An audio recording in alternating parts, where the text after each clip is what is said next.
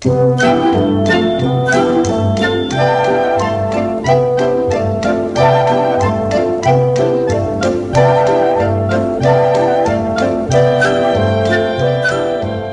the Simple-X. Here's what we have up here. This is the audio volume. This is the BFO pitch. This is a knob that I added. This is actually the phasing capacitor. This switches in and out the BFO and WWV tuning. And this is the front end tuning here, the tank circuit. And this is the tuning, the local oscillator. So let me show you a little bit what's going on here. Here's some volume.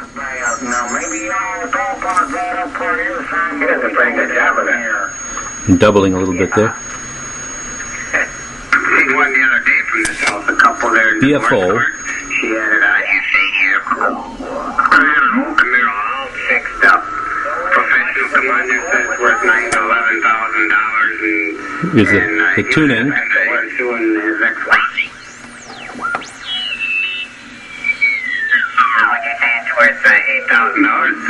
And here is the front end tuning. They showed the pictures of the car. You can see we tuned off the 80 meter range here. The guy, the fellow at the judge had come in, he says from what I read, what's on Now this is incidentally one of my problems that I'll show a little bit later, but I'm getting two peaks on this front end here. You can hear one here. What you should do, yeah, watch the newspaper. And there's another one about 5 degrees over.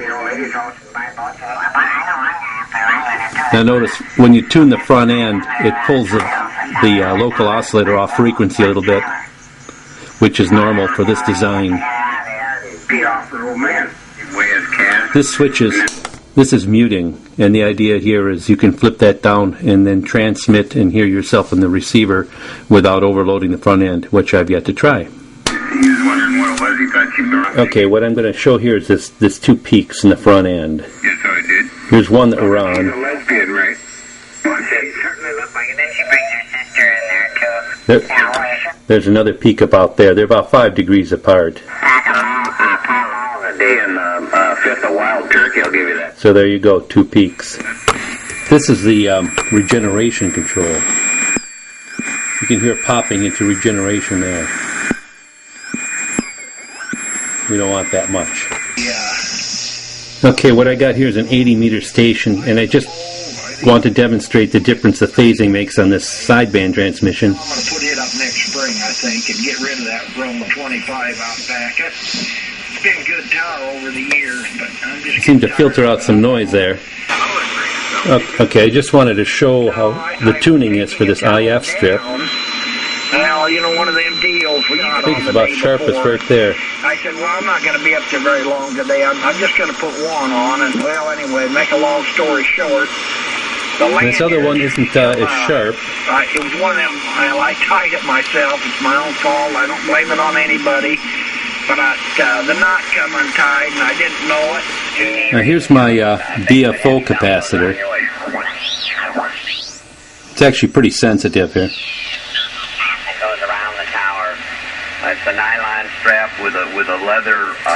And now I want to show you what I did with my phasing capacitor. There's a phasing capacitor. I actually mounted it on a bracket. And you can tune from the front panel now. The tower and clip on, you know, and just lean right back into it and work, you know, hands-free. And... So you can hear what it's doing. You know, up at 80 feet, I'll get up there and play with it and everything else. And I do put a lot of trust in it. And sometimes I wonder, I have a 5-point harness, if you know what that is, for work. It's the one that goes around your legs, around your waist. Here are the coils for the front end. This coil here is actually a dual coil. This one has the few windings for the antenna, and then it has a resonant tank coil. Here's the other coil. And this is the little L2 that bridges the two together. This is my local oscillator coil here, obviously the tickler winding and the tank, the resonant winding. This is the power supply stuff, and that's actually a voltage doubler. Now mine is coming out a little bit high. It's supposed to be about 275 volts, and mine is coming in at about 300 volts, and I believe one of the reasons might be that I didn't have exactly the right capacitance here. They wanted a 80 microfarad, if memory serves me, and the closest I had was 100. So perhaps that filtering effect is bringing the power supply voltage higher. Now, one thing I wanted to mention, this is my L2, and they suggest you wind a wire around a 100K 1 watt resistor. But this is just a coil form here, and I assume that you don't need the 100K because it's just swamped out by the DC resistance of this winding.